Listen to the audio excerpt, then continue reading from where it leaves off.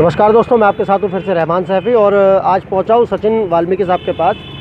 मुद्दा निजीकरण और साथ साथ जो मुद्दा है वो बहुत ही ज्वलनशील है, बहुत ही इम्पोर्टेंट मुद्दा है। आज निगम में इतनी सारी यूनियन है, उसमें इतने सारे कार्यकर्ता पदाधिकारी हैं, लेकिन कहीं ना कहीं एकता नहीं दिखाई दे रही किसी भी यूनियन के कार्यकर्ताओं में। जिस तरह का आज माहौल बन गया है निजीकरण को लेकर कर्मचारियों के, देश में एक किसान आंदोलन चल रहा है, उनकी एकता की वजह से आज प्रशासन पूरी तरह हिल चुका है, पूरी तरह कहीं ना कहीं विवश हो रहा है और सामने दिखाई भी दे रहा है। इन सारे किसानों के आंदोलन को देखते हुए एकता नज़र आ रही है, लेकिन कहीं ना कहीं जितने भी यूनियनों में कोई इस तरह की एकता नज़र नहीं आ रही। कोर कमेटी बनी, संयुक्त मोर्चे बने, अनगिनत बने, लेकिन कोई एकता किसी किस्म की नज़र नहीं आ रही। उसी मुद्दे को लेकर आज मैं सचिन भाई से बात कर रहा हूँ।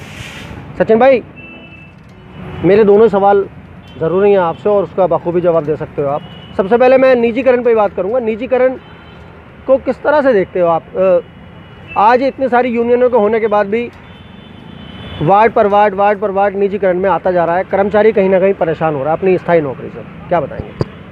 सैफी साहब, पहले तो मैं आपके चैनल का धन्यवाद करना चाहता हूं, आपका धन्यवाद करना चाहता हूं कि आप समय रहते सफाई कर्मचारियों की हित की जो बातें होते हैं अपने चैनल पर ज़रूर दिखाते हो।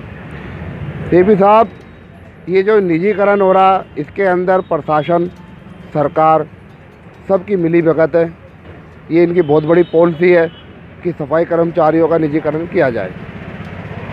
अगर हमें इस लड़ाई को जीतना है, जो आज पूरे भारत में चल रहा किसान आंदोलन, उसी की तरह आज पूरी दिल्ली के अंदर बहुत बड़ी संख्या में यूनियनें काम कर रही हैं, उनके अंदर वर्कर काम कर रहे हैं, अच्छे बुद्धिजीवी लोग काम कर रहे हैं।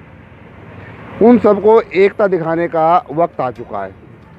सारे संगठन एक हो जाएं, किसी एक को अपना मुखिया मान लें या मुखिया भी ना माने तो एक हो जाएं, एक किसी पॉइंट पे जमा हो जाएं, इकट्ठा हो जाएं और अपने समाज के लिए एक बहुत बड़ी लड़ाई लड़ें, एक ऐसा आंदोलन छेड़ दें जिससे सफाई कर्मचारी और को जितनी भी राहत मिलनी है वो सारी मिले और प्रशासन घुटनों पर आ जाए, मजबूर हो जाए हमारी बात को मानने के लिए। पर ये ऐसा हो जाए, उसके लिए यूनियनों को क्या करना चाहिए? मेरा एक सवाल और भी है इसी के साथ जुड़ा हुआ सचिन जी।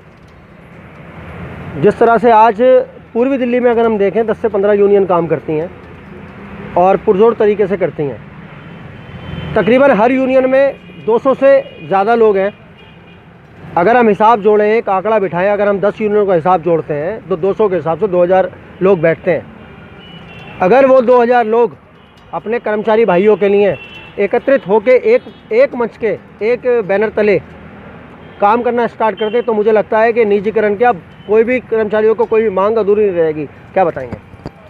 सैफी साहब, आप बिल्कुल ठीक कह रहे हैं। ज़्यादातर ये जितने भी संगठन हैं, कोई कहता है कि हम एक होकर काम नहीं करेंगे, हम एक दूसरे को समर्थन नहीं देंगे, हम किसी के एजेंडे के नीचे काम नहीं करेंगे।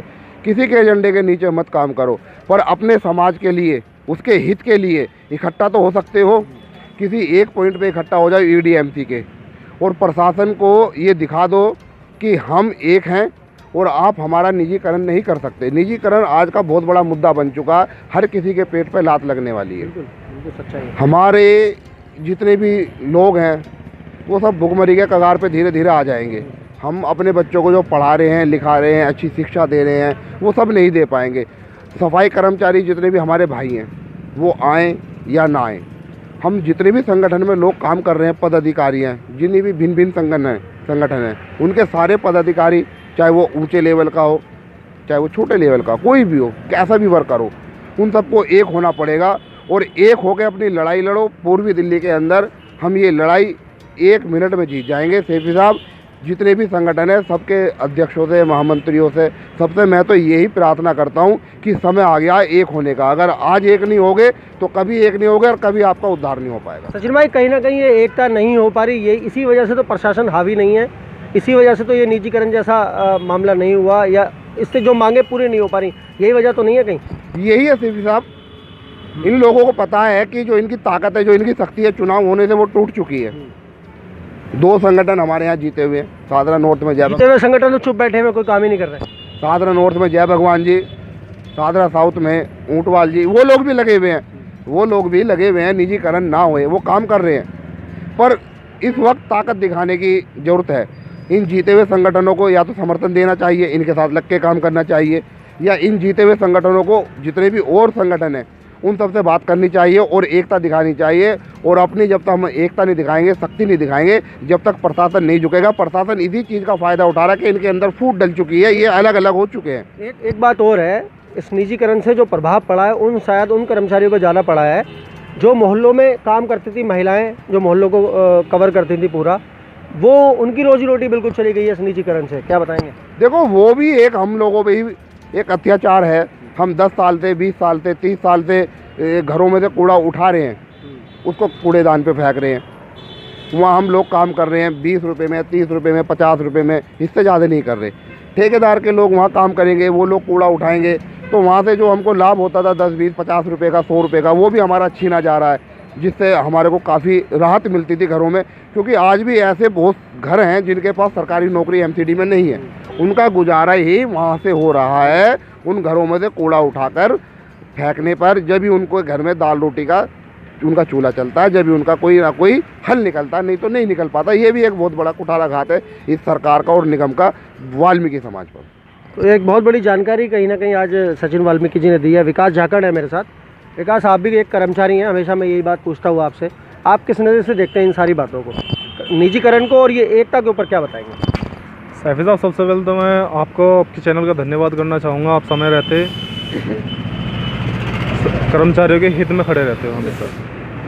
सैफी साहब, मैं बताना चाहूँगा, ये निजीकरण की तलवार वाल्मीकि समाज पे और एमसीडी वर्कर पे लटकी हुई है, ये बहुत गलत है। बहुत ज़्यादा कुठाराघात हो रहा है। जो जिनसे गुजर बसर चल रहा था वाल्मीकि समाज का, वो ही इनसे छीना जा रहा है। बिल्कुल बिल्कुल सच्चाई। देखिए, मैं तो ये कहना चाहूँगा कि अब हमें सारी यूनियनों को एक हो जाना चाहिए, जैसा कि हमारे भाई साहब ने बताया। अगर अब एक नहीं हो पाए तो कभी एक नहीं हो पाएंगे। हमें अपनी ताकत दिखानी चाहिए। बेशक हमारा कर्मचारी आए चाहे ना आए, लेकिन हमें जितने भी यूनियन के कार्यकर्ता हैं उन्हें सबको एक बैनर तले आना पड़ेगा, जब ही प्रशासन हिलेगा और हमारी बात मानने को मजबूर होगा। जैसे ही किसान आंदोलन चल रहा है, सब किसान भाई एक साथ हैं, उनकी एकता से हमें उदाहरण लेना चाहिए कि हमें भी एक बैनर तले आके, एक बैनर के नीचे आके काम करना चाहिए, जब ये प्रशासन झुकेगा। मैं यही कहना चाहूँगा। सचिन भाई, एक आखिरी सवाल है मेरा। आज जितनी भी यूनियन है, आज कर्मचारियों के लिए नहीं, साथ कर्मचारियों के लिए नहीं, जितने भी यूनियन उन सब के लिए भी मेरा एक संदेश मैं चाहता हूँ कि आपकी तरफ से जाए, उनकी जो सारी यूनियन एक हो जाए।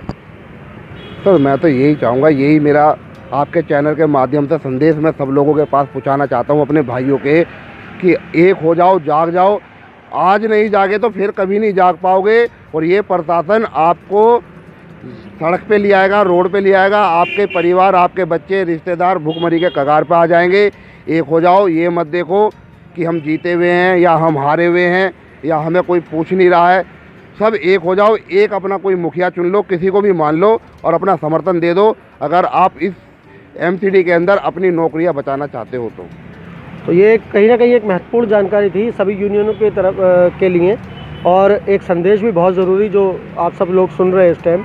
अगर इस पर हम सब जितनी भी यूनियन है वो अमल कर लेंगी तो कहीं ना कहीं कर्मचारी की बहुत सारी परेशानी दूर हो सकती है। दोस्तों, अगले मुद्दे के साथ, अगली बात के साथ आपके साथ दोबारा मुलाकात होगी। जय हिंद, जय भारत।